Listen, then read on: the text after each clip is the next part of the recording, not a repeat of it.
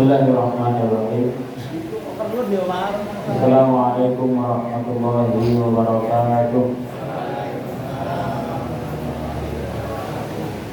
Alhamdulillahirabbil alamin. Adada khalqihi wa rida nafsihi wa zinata 'arshihi wa midada kalimatihi. Asyhadu an la ilaha illallah wahdahu la syarika lah wa asyhadu anna Muhammadan 'abduhu wa rasuluhu la nabiyya ba'dah. Subhanaka la ilma lana illa ma 'allamtana innaka antal 'alimul hakim. Allahumma ati nufusana taqwaha wa zakkiha anta khairu man zakkaha anta waliyuha wa maulaha bima ba'du. Jamaah yang semoga dirahmati Allah Subhanahu wa taala. Pertama kita bersyukur kepada Allah Subhanahu wa taala pada malam yang penuh berkah ini sebagai Masya Allah. Kira-kira bicara itu, sebenarnya bicara itu di tengah-tengah itu. Alhamdulillah, alhamdulillah. Nah, insya Allah ini mungkin di balik pengajian surat Isya terang lah, insya Allah. Bagaimana yang semoga Allah berkahi ini kita dapat duduk kembali, bermajlis kembali di rumah Allah Subhanahu wa taala. Kita berharap dan berdoa semoga majlis kita ini betul-betul majlis yang diridhoi Allah Subhanahu wa taala. Majlis yang semoga lebih mendekatkan kita kepada Allah Subhanahu wa taala. Meskipun hujan sangat deras seperti ini, kita masih diberi kemudahan untuk datang ke masjid. Alhamdulillah. Jadi dari yang tertinggi secara hukum dari orang jamak di angsal. Jadi ada istilah Bapak Ibu namanya jamak sholat, yaitu menggabungkan dua sholat antara zuhur dan asar atau maghrib dan isya itu angsal. Kapan? Ketika misalnya yang tertinggi hujan seperti ini, tapi dengan syarat nih, pertama itu harus di masjid. Nanti beliau berteparan di angsal sama yang beliau. Hanya di masjid saja. Bapak Ibu sudah ke masjid sholat maghrib terus jawab seperti ini, berdasarkan ini. Kemudian ketika sholat maghrib itu masih hujan, di akhir maghrib masih hujan, selesai maghrib masih hujan, itu boleh digabung dengan sholat isya langsung. Tapi boten dikosor lebih 3 kali 4, ampun 3 kali berbareng, soalnya boten safar. Nah itu boleh dengan syarat assalamualaikum warahmatullah, assalamualaikum warahmatullah. Niku tesih jawab ngeten iki. Tapi nek ketika maghrib niku terus rakaat pertama nggih beres, rakaat kedua beres, rakaat ketiga nggih beres, tapi pas sujud kok mandek udane terang, nggak jamak. Dari sendiri jawab berarti nggih. Niku secara kebolehan boleh, namun tidak harus. Karena kenapa? Islam ini dibangun di atas keringanan. Siapa tahu nanti kan pulang kehujanan, isya kemudian lagi memberatkan. Supaya tidak memberatkan, Islam membolehkan untuk digabungkan antara dua sholat ketika hujan sebagai bentuk keringanan. Ini ya alhamdulillah ada suasana baru ini. Ibu-ibu adem di asrem gitu. Alhamdulillah. Jadi ini ku sambatnya sambat panas, ini sambatnya sambat kagum dong gitu, masya Allah. Berkasiran saya ini, alhamdulillah. Semoga kita tambah semangat ngaji menjadi muslim, insya Allah. Ini. Baik. Bismillahirrahmanirrahim. Kita akan membahas sedikit pembahasan mengenai hal yang ingin kita masuk ke dalamnya di bulan Dzulhijjah, yaitu mengenai hukum di hewan kurban. Tapi sebelumnya ingin sedikit mendahului dengan beberapa ayat yang ada di Al-Quran sebagai refleksi untuk ibadah kurban itu sebenarnya bagaimana dan dasarannya apa, dan mungkin ada hikmahnya yang bagaimana. Pertama, tentang firman Allah Subhanahu wa taala di surat Al-Kautsar. Inna a'tainakal kautsar fasholli li rabbika wanhar. Maka sholatlah untuk Rabbmu, untuk Tuhanmu. Terus kemudian sembelihlah. Allah Subhanahu wa taala ketika mengatakan fasholli li rabbika wanhar di surat Al-Kautsar. Al-Kautsar ayat 2 ketika mengatakan maka sholatlah, sehingga di sini dasarannya adalah perintah supaya kita menjaga sholat 5 waktu kita, karena itu merupakan tiang di dalam agama ini. Sholat itu adalah imaduddin, tiangnya agama. Hadis riwayat Tirmidzi, hadisnya Mu'ad ibni Jabal radhiyallahu taala anhu, Rasulullah itu menyampaikan Bapak Ibu bahwasanya Mu'ad, mau nggak saya beritahu tentang pokok di dalam perkara kehidupan ini? Aslul amri, pokok di dalam kehidupan. Terus kemudian tiang dari pokok tersebut, terus kemudian puncak dari pokok tersebut. Kata Rasulullah SAW, aslul amri Islam, pokok dari semuanya, artinya adalah fondasi kehidupan kita ini adalah Islam. Maka kita sekarang bersyukur, sekali lagi mudah-mudah bersyukur kok sekarang di detik ini kita masih mengimani la ilaha illallah Muhammadur Rasulullah. Islam masih ada di kita, berarti alhamdulillah kita dapat pokok. Artinya adalah andaikan yang hilang dari kita itu Islamnya itu betul-betul rugi dengan serugi-ruginya, meskipun kita punya dunia dan seisinya. Karena ketika naudzubillah kalau seorang hamba meninggal dengan tidak memegang pokok yaitu Islam, itu betul-betul rugi selama-lamanya. Bersyukur kita punya pokoknya. Kata Nabi, pokoknya adalah Islam. Wa amuduhu as-sholah, dan tiangnya ini adalah sholat. Artinya pokok yang besar ini kalau tidak ditopang dengan tiang maka diroboh.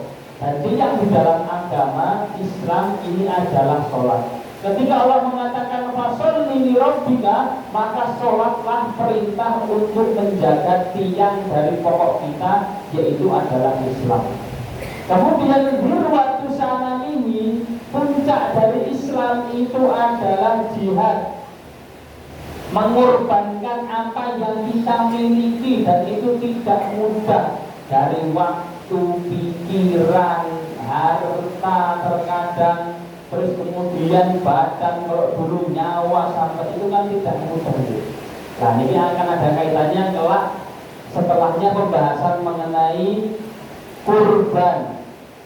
Ini kan kita butuh pengorbanan Pak, butuh jihad, melawan nafsu kita untuk mengeluarkan harta kita untuk berkorban. Mungkin ketika hari H panitia butuh korban waktu, korban tenaga, kadang ya korban perasaan gitu, terus kesel dipaling dulu, Masya Allah, korbannya kata. Maka butuh yang namanya jihad, dan itu adalah puncak dari Islam. Orang yang Islamnya baik, dia akan mudah ringan berkorban untuk agama ini Islam tanpa meminta pamrih sedikitpun. Dan ada Pak hamba-hamba Allah yang demikian. Pokoknya doa agama ini Gusti Allah, bismillah korban. Apapun, saya bisanya pikiran, saya korban pikiran. Bisanya waktu, korban waktu. Harta, korban harta. Ini dari hadis riwayat Tirmidzi Mu'ad ibni Jabal tentang fasholli wanhar, dan kurbanlah, sembelihlah. Perintah dari Allah Subhanahu wa taala di surat Al-Kautsar supaya kita ini menyembelih. Kalau kita globalkan ini hal-hal yang perlu kita sembelih ini banyak. Arti menyembelih adalah menghilangkan atau mematikan. Dasarnya adalah menyembelih nafsu-nafsu kita, menyembelih hasrat-hasrat kita yang tidak baik, jiwa kita yang selalu mengarah ke keburukan. Tapi dasarnya kelak di 10 Dzulhijjah kita diperintah untuk menyembelih yang namanya hewan yang nanti kita akan jelaskan. Dan kurban ibadah yang bermati Allah Subhanahu wa Ta'ala ternyata tidak hanya ada di syariat Nabi kita saja.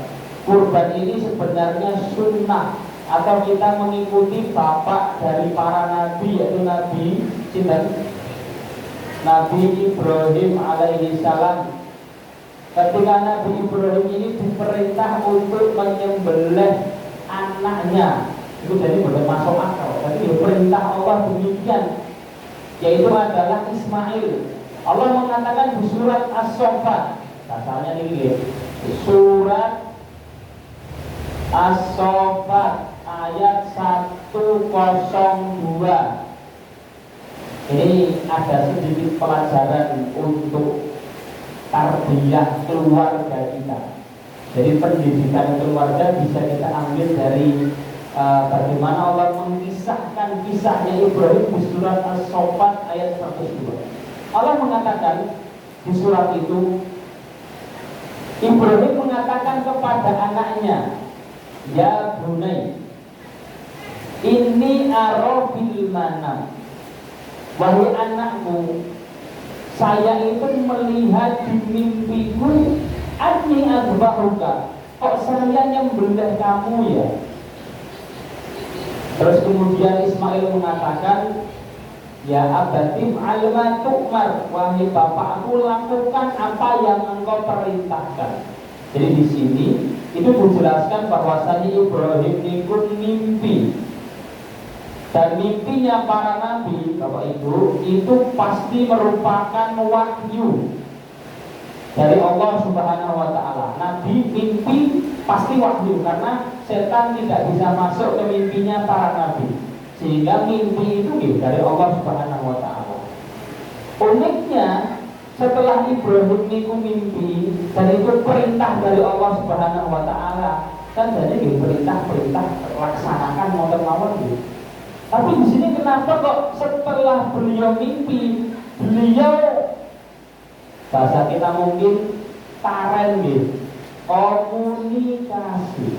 Kenapa kok harus mengkomunikasikan, menawari anaknya Ismail? Dan ini langsung sembelih mawon.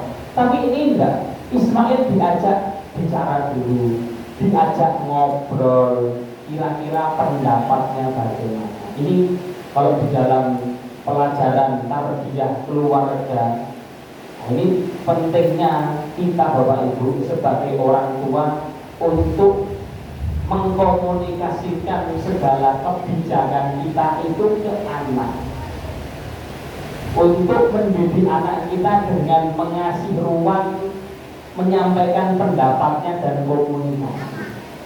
Ini kan problem, ngapain kita di pondok itu lagi bentuk anak itu macam-macam di enten sing sae, enten sing boten nakal jadi, tapi rada unik ngoten nggih. Kok boten biasa ngoten. Terus kemudian dan sebagainya, ternyata dikoreksi anak itu Pak sama sekali tidak dekat dengan orang tuanya.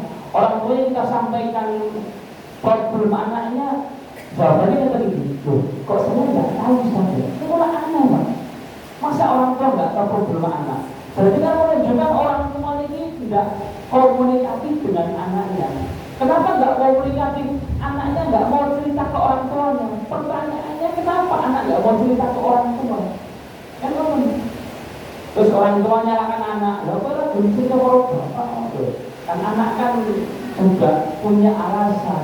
Mungkin bapak yang dijutaan, alah harus tahu, nggak mau dengarkan. Sibuk apa misalnya? Ibu ketika diajak cerita ibu biasanya dengarkan gitu, diajak cerita. Tapi mungkin yang penting bahwasanya orang tua harus mengajak anak berdiskusi, komunikasi, dijalin komunikasi yang baik, Seperti Nabi Ibrahim ketika ingin menyembelih Ismail itu ngajak diskusi. Tujuannya apa? Ulama kemudian mengasih hikmah-hikmah di situ. Pertama, Ibrahim itu pengen mendengar dari Ismail jawaban, supaya kalau jawabannya itu jawaban baik, maka Ibrahim tiganya adalah syukur kepada Allah. Ya Allah, kok ternyata anakku jawabnya kok Masya Allah dewasa sekali. Kita tarik ke anak panggil, mungkin nanti Mas, nanti kalau seandainya sudah lulus SD, kira-kira kalau ngafal Quran gimana? Kan mungkin kok anak kita jawab, iya Pak, saya akan ngafal, saya ingin jadi untuk Quran. Itu kalau akhirnya mau terus, ya Allah, kok anakku kok Masya Allah, padahal Pak itu baru ngafal gitu. Kok anak saya ingin ngafal Quran, itu kan menenangkan hati. Ketika jawabannya berbeda, mau Pak tidak ngafal Quran, kok mengalami kok, tidak lagi. Oh, berarti kan perlu ada yang kita kata, perlu ada yang kita perbaiki, perlu ada yang kita motivasi ulang. Ya, seperti ini pentingnya untuk mendengar. Maka Ibrahim ketika itu ingin menyejukkan hatinya dengan jawaban si anak yang soleh. Terus kemudian dijawablah bahwasannya Ismail siap lakukan wahai bapakku apa yang diperintahkan oleh Tuhanmu. If'al ma tu'mar. Engkau akan dapati aku wahai bapakku insya Allah termasuk anak yang sabar. Betul. Kalau ma'aslan wajallahu ketika sudah siap, maka kemudian Ismail itu dibawa ke tempat penyembelihan. Tapi Ismail ini karena dia termasuk anak yang soleh, dia mengatakan Pak sebelum disembelih, wahai bapakku, di riwayat tafsir Al-Qurtubi disebutkan, ketika sebelum menyembelih aku, kencangkan ikatanku. Tadi itu diikat ke Ismail itu, kencangkan ikatanku, tutup wajahmu, terus kemudian bajumu ikat dengan erat-erat.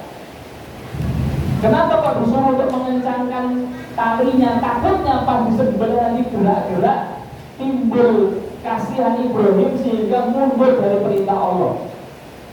Kenapa kalau menutup wajahnya Ismail? Takutnya kata Ismail, ketika engkau melihat wajahku terus merasa kasihan sehingga engkau berpaling dari perintah Allah. Kenapa kok bajunya suruh kencangkan? Supaya bapakku nanti ketika ada darahku yang keluar gak netes ke bajumu. Kalau netes terus membekas, kamu akan menyesali perintah Allah. Ini kan ya Allah, ketika Ismail meninggal akan menyesali kebaikan ini. Maka dilaksanakan demikian, kencangkan ikatnya, tutup wajahnya, kencangkan bajunya sebelum disembelih, diganti oleh Allah Subhanahu wa taala dengan kabsin azim, dengan kurban yang agung. Maka penyembelihan ini adalah sunnah bapak kita Nabi Ibrahim alaihissalam, supaya kita itu berbaik dirahmati Allah Subhanahu wa taala mengingat bahwa syariat kurban ini adalah syariat yang penuh dengan hikmah, yaitu bagaimana kita bisa mengorbankan apa yang kita miliki itu betul-betul untuk Allah. Ini gitu. Maka pertama kita motivasi untuk jamaah sekalian, bahwasannya Nabi SAW mengatakan, wahai orang-orang yang mampu, yang punya harta, kok seandainya bisa kurban, terus kemudian kok tidak kurban, fala yaqrabanna masjidana, jangan sekali datang ke masjid. Nasi nonton ya Pak, bisa kurban, punya harta, punya kelapangan, kok boten kurban. Nah, ditakleti itu kira-kira pelit boten itu. Pelit boten Pak? Ya mungkin. Ya mungkin budaya ngoten iki. Kebone kata macam-macam itu lah. Tapi yang jelas syariat kurban ini didik kita, ngajari kita untuk mengorbankan apa yang kita miliki untuk Allah. Allah Bapak Ibu tidak menerima dagingnya, tidak menerima darahnya. La yaqallaha luhumha. Ya Allah jadi bukan dagingnya. Yang Allah cari bukan tetesan darahnya wala dima'uha, tapi yang dicari at-taqwa minkum adalah takwa, ketakwaan kita bahwa harta yang kita miliki kok rela-relanya kita korbankan untuk agama Allah. Kok bisa demikian? Karena hamba tersebut yakin hartanya dari Allah, maka juga akan dikembalikan kepada Allah Subhanahu wa Ta'ala. Nah, sehingga bagi yang mampu, monggo silahkan korban sebanyak-banyaknya karena ini syiar. Kalau sudah demikian, maka kita juga wasiatkan supaya betul-betul syariat yang agung ini kita landasi dengan keikhlasan. Bukan kangge pamer-pameran gitu. Lho saat itu gede-gede lho. Tadi kuat kalau misalnya lho gitu. Tidak untuk pamer, tidak untuk, tapi untuk mengagungkan syiar pengorbanan untuk agama Allah ini. Nah, supaya betul-betul kita termasuk harta yang terbukti imannya. Maka di hadis Nabi menyebutkan bahwasanya sedekah itu adalah burhan. Burhan itu adalah bukti. Bukti akan apa? Akan iman kita bahwa harta saya dari Allah, bukan mutlak atas kepintaran saya, usaha saya, tapi semua dari Allah. Juga bukti bahwasanya dia yakin nanti akan dibalas oleh Allah di akhirat berkali-kali lipat, tidak sekedar hidup di dunia ini. Maka ini sebagai mukadimah sebelum kita masuk ke fikir tentang sah dan tidaknya hewan kurban. Baik. Sekarang kita masuk ke fikihnya tentang hewan yang sah. Syaratnya apa saja? Satu, bahwasanya hewan yang kita kurbankan Bapak Ibu di hari 10 Dzulhijjah ini itu disyaratkan harus hewan ternak. Bahasa Arab ini ku al-an'am, harus hewan ternak. Jadi memang dirincikan oleh syariat, tidak sembarang hewan. Hewan ternak itu nomor, ya kalau kita gitu, sapi kali, kambing. Pertanyaannya, mungkin tanggal 10 Dzulhijjah nek boleh mentok asal boleh, asal boleh. Asal sekarang sih kan ya, alhamdulillah ini bukan yang apa. Boleh nggak? Boleh. Tapi apakah termasuk udhiyah kurban? Boleh. Tapi nggak boleh boleh. Memang boleh itu. Mentok, titik itu silahkan. Tapi yang kemudian masuk ke dalam pahala berkorban itu hanya hewan ternak saja. Nek kita sapi kali kambing itu harusnya apa? Unta. Ini benar tapi baik. Maka selain ini tidak dianggap kurban yang dapat berpahala kurban. Ini perlu dibedakan lagi tentang pahala berkorban, yaitu adalah yang dapat pahala udhiyah di 10 Dzulhijjah yang dianggap sah, tapi juga ada sisi pahalanya ketika masuknya nanti di bab sedekah. Yang kita bahas ini ke bawah mungkin adalah yang dianggap sah sehingga insya Allah pahalanya sah udhiyah. Tapi juga tidak menafikan bolehnya sedekah. Aku mungkin tanggal 10 kan itu biasanya boleh sampaikan itu. Jam 7 deh, jam 8. Kita Pak, jam 8 itu boleh dari sarapan libur. Oleh buatan itu. Oleh. Aku tidak punya harta masih buat makan itu sapi atau kambing. Tanggal 9-nya saya tak nyembelih ayam buat sarapan pas pagi. Itu saya bukan itu. Baik, angsal bukan angsal. Sedekah bukan itu. Sedekah kan. Meskipun tidak masuk ke rincian itu.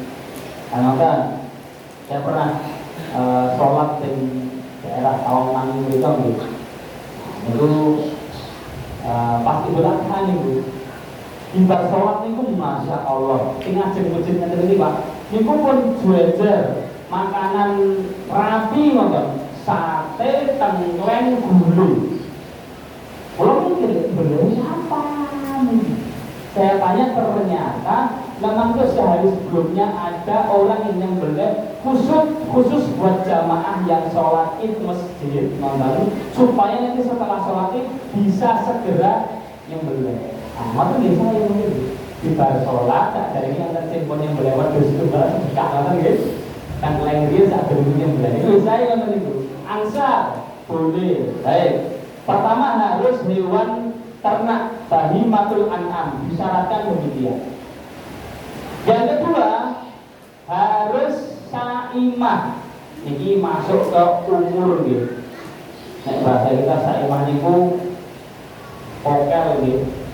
Yaitu adalah giginya sudah apa nih Bu? Sudah jatuh di depan nih Bu. Nah, secara umur kalau seandainya sapi itu umur itu Pak sempurna 2 tahun masuk ke tahun ketiga. Kemudian kalau seandainya itu kambing, itu umur kambing itu berarti anu gimana? Pedus Jawa itu yang berwarna-warni itu umurnya yang sempurna 1 tahun masuk ke 2. Bagi domba ini yang sempurna 6 bulan masuk ke 7 bulan. Ini adalah batas minimal. Landasannya adalah hadis riwayat Muslim. Hadisnya Jabir ibni Abdillah. Hadis Jabir yang riwayat Muslim, Nabi mengatakan la tadbahu illa musinnatan. Jangan kalian sembelih kecuali musinnah. Musinnah itu sing sampun pokel ini, yang sudah masuk umurnya. Kalau sapi sempurna 2 tahun, kambing Jawa 1 tahun, domba 6 bulan. Ngapunten kalau seandainya hewan yang disembelih tidak masuk umurnya, makanan yang belah hewan yang tidak masuk umur angsal buatan yang larang boleh. Tapi apakah termasuk yang berpahala kurban? Buatan. Maksudnya nanti kenapa? Sedekah. Ketika di hari itu nyembelih terus kemudian sapinya kurang umur, gitu. Nah, maka itu nanti masuknya ke sedekah. Nah, yang seperti ini yang tanggung jawab sinten? Ya Mas Dur gitu ya. Panitia yang pada sapi ini bagian. Yang cari sapi harus tahu ilmu ini, harus memastikan umurnya. Kalau seandainya tidak, ya maka saya dapati pernah lagi ada di suatu tempat beliau itu dipasrahi untuk, ingat saya disampaikan dengan itu 1 sapi terus kambingnya 7 kalau nggak salah. Padahal ini adalah amanah. Sama jamaah disuruh nyari, kebetulan jamaah itu tempatnya jauh-jauh, nggak melihat lokasi langsung. Saya dilapori ini kemarin di amanah itu 7 sapi, 7 kambing 1 sapi, semuanya di bawah umur saja. Kambingnya kecil-kecil di bawah umur, sapinya 2 tahun aja belum sempurna. Ini buat nonton beliau panitianya nggih golek bati mboten lho. Iki panitia harus pasti lho. Mboten nggih salah nggih, mboten. Ikhlas lillahi nggih salah nggih. Ya mungkin beliau nyari untung nggak tahu, yang jelas dosa ditanggung di akhirat. Yang membuat pahala nggak sempurna, yang nggak sah, ya yang nyari itu. Ketika dipastikan umurnya tidak masuk, maka tidak termasuk hewan yang sah buat kurban. Tapi ketika sudah terlanjur disembelih, terus kemudian sah sembelihannya, artinya terpotong semuanya, dimakan halal buatan ibu? Halal, angsal buatan, angsal dimakan, cuma kan tidak dapat pahala kurban. Maksudnya ke sedekah ini. Maka dipraktekkan sama Nabi Shallallahu Alaihi Wasallam demikian. Oke. Terus kemudian dibahas juga berbeda dengan Allah Subhanahu wa taala setelah yang kedua. Syarat yang ketiga ini selamat dari aib, yaitu adalah hal-hal yang mengurangi kualitas ataupun kuantitas daging kurban tersebut. Pertama ini riwayat Rasulullah mempraktekkan gitu. Rasulullah yang riwayat Bukhari hadisnya Al-Bara dan juga Anas disampaikan bahwa Nabi ketika itu pernah doha, beliau itu yang membelih, yang Nabi sembelih ketika itu 2 kambing. Kapsun itu kambing bibas domba itu, yang sifatnya niku amlahain, amlah sama akron. Amlah niku yang warnanya bercampur antara putih dan hitam. Dengan riwayat lain, dombanya Rasul itu yang huru bisawat, wayat huru bisawat. Jadi ini warnanya putih, tapi matanya ini hitam, terus kakinya ini hitam. Nah, itu domba yang dipakai Nabi dan gemuk gede dengan tanda akron. Akron ini tanduk. Dia sudah bertanduk, terus warnanya seperti itu. Dan kabsah itu kambing yang besar bentuknya besar itu kayak kambing-kambing Garut ini ya, yang biasanya gede, biasanya mahal itu ketika itu beliau yang beliau 2, 1 untuk keluarga, yang 1 untuk umat. Nah ini sering ditanyakan aku, apa ini?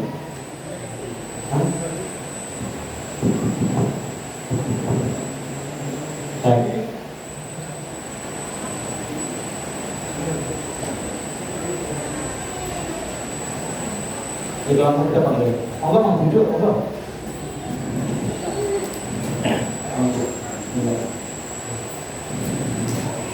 Kalau acara ini saya ini cocok ya masalah, kamu dulu lah.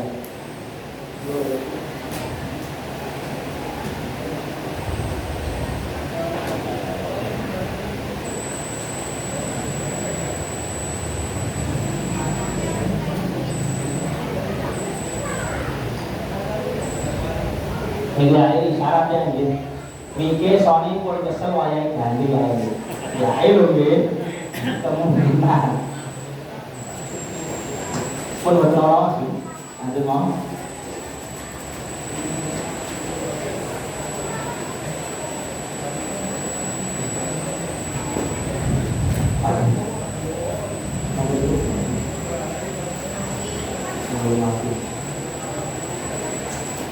Nah.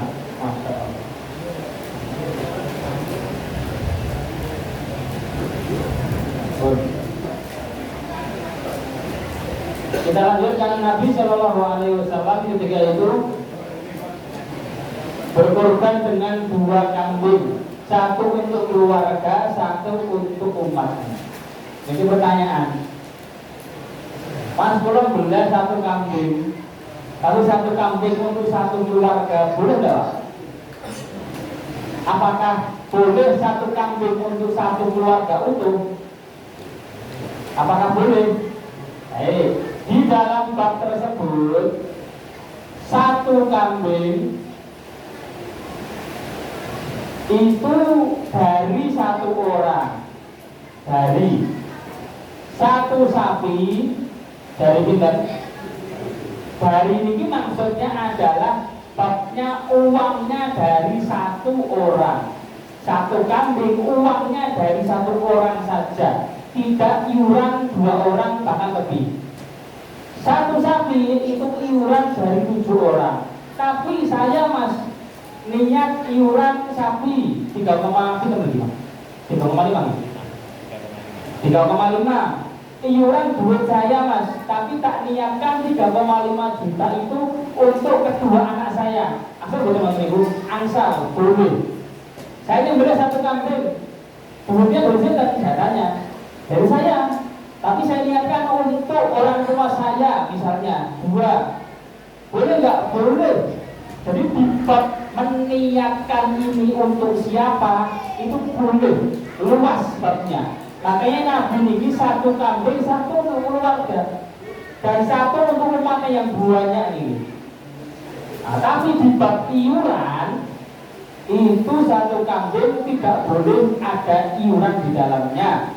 Makanya arti tidak boleh supaya dapat itu.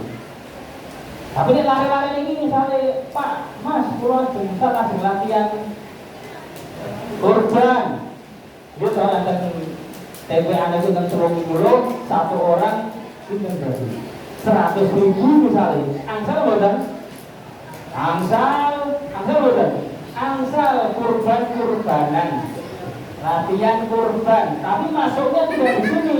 Masuknya nama ini sedekah. Ilmunya sampai disebut sampai sini. Nah, ini dari sakit kurban, gitu.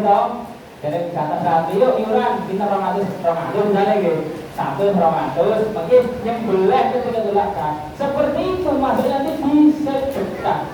Tidak masuk ke hewan kurban yang berpahala kurban karena memang sudah dirincikan sama Rasulullah Shallallahu Alaihi Wasallam.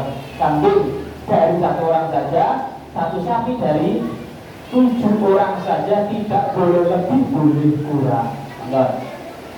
Baik, ayat yang tidak boleh pertama, ini yang cacat mata, baik itu buta, apa-apa katarak, tidak bisa melihat, atau bahkan matanya tidak ada, hilang.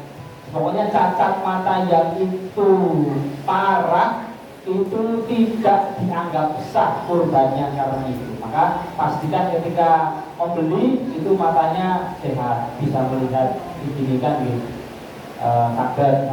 Yang kedua adalah dia tidak kurus, yang sampai hanya kelihatan tulangnya saja. Yaitu adalah hewannya itu kurus sekali, tidak ada dagingnya. Maka ini mengurangi kuantitas daging. Yang ketiga, tidak pincang. Al-arja al-bayinu al-juha. Tidak pincang yang sampai dengklang makanya itu. Apalagi kalau kepotong kakinya, itu jelas. Sekedar pincang saja tidak dianggap sah. Yang terakhir adalah bukan hewan yang sakit dengan berbagai macamnya. Itulah berarti kita semi penting Pak, pas ngecek hewan itu betul dokter hewan sakit atau enggak. Ini minimal kita tanya, ini sehat betul? Ya harusnya kita nyari penjual yang jujur juga. Jujur ini sehat Mas, tak mata sehat. Kalau kurus kita bisa lihat gitu. Tapi kalau sakit ini tidak tahu sakitnya apa. Siapa nyampaikan gitu? Di Semarang sana pernah kita beli sapi itu tadi sapinya liveran, jadi dagingnya kuning, dimasak juga nggak enak juga. Yang seperti itu tidak sah. Bukan itu berbeda bukan jujur. Ini harus betul-betul sempurna. Oke, ini saya kira secara fikih sudah. Kira-kira Bapak Ibu, hikmahnya apa sih? Kok Nabi merincikan sedemikian rupa dalam hewan kurban ini harus sempurna? Dan tapi kembali ke masalah kurban tadi, bahwa Allah ingin ngajari kita harta yang kita persembahkan untuk Allah itu harus sesempurna mungkin, sebaik mungkin. Aku dan kamu ke depan. Andaikan keadaan kita ada sisi harta kita yang mohon maaf haram, ada sisi harta kita yang halal, yang kita persembahkan untuk Allah itu jangan yang tidak halal. Karena masalah ini ke Allah Subhanahu wa Ta'ala. Contoh misalnya, ngantongi 50.000 kali sing tunggal pun lecek dulu, sowek ditambal solasi, sing tunggal tasir sayu lewat kota ini Pak, sing pun sing berbeda. Dia betul-betul kafe masa ketahui. Kira-kira yang bagus atau yang jelek? Diandekan yang jelek berarti kan perlu dikoreksi. Masa untuk Allah yang jelek dong, padahal harta itu ya dari Allah. Nah di sini hikmahnya demikian. Diwisikan sesempurna mungkin hewannya itu supaya ketika kita mengorbankan harta kita untuk Allah, itu hartanya yang paling sempurna supaya diganti sempurna kelak di akhir. Ini aib yang nanti ngarahnya ke sah tidak sah. Sisi selainnya misalkan tandur itu patah sekedhik wonten ujungnya niku men toplet ngoten niku sah mboten? Nah, ya kurang sempurna tapi sah. Misalnya telinganya niku kan biasanya ditimbuk niku nggih. Jadi sobek sedikit ngoten, sobek sedikit itu masih dianggap sah. Karena tidak masuk ke tempat ini. Terus kemudian ada apa sedikit-sedikit yang agak kurang itu, yang penting tidak masuk ke cacat mata, kurus yang banget, pincang, terus sakit yang betul-betul sakit parah, mengganggu kualitas dagingnya. Jadi semuanya masih dalam kategori sah. Tapi ya meskipun sah, kembali lagi sebisa mungkin, sesempurna mungkin hewan yang kita sembelih. Baik, ini dari sisi aib yang ada di hewan. Sekarang supaya dianggap sah hewan yang kita sembelih, apa ini? Terakhir ini adalah harus masuk waktu. Ini waktu untuk penyembelihan supaya dianggap sah. Waktu penyembelih adalah kapan, Pak? Setelah sholat. Artinya setelah sholat adalah setelah tempat terdekat kita itu selesai sholat. Kalau ditanya, sudah ini sholatnya baru buatan kan? Ada yang cepat, ada yang lambat. Kali sunnah ini untuk sholat Idul Adha itu sholatnya jangan siang-siang, sesegera mungkin. Jadi jangan ini pun lumayan. Kalau bisa lebih cepat, supaya lebih cepat, karena yang paling afdol makan pagi di hari Idul Adha itu adalah makan daging hewan kurban. Saya ini ngonton, tapi jaga loh mas, orang yang mungkin gini sarapan dia. Makanya disuruh untuk dipercepat sholatnya. Nah, setelah selesai sholat, baru kok ada yang disembelih itu dianggap besar. Dan riwayat Bukhari ada riwayatnya Al-Bara Ibnu Azib. Ketika itu ada sahabat yang beristihad, dia pengen hewannya itu buat sarapan pagi sebelum dia berangkat sholat, Pak. Dia nyembelih dulu, terus dimasak, terus dia sholat, terus balik ke rumah. Cerita ke Rasulullah, wahai Rasulullah, tadi saya itu sudah nyembelih, silakan ini buat sarapan. Asal betul ini, Bu. Asal betul. Ya, sarapan jamaah masjid ini. Tapi apakah itu dapat pahala utriyah ini? Gimbal. Kata Rasulullah SAW, satu lahmin dagingmu itu yang sembelih itu masuk ke dalam ini sedekah biasa, tidak masuk ke kurban. Kenapa? Karena disembelihnya sebelum apa? Sholat. Maka dipastikan tempat terdekat ini sudah selesai sholat.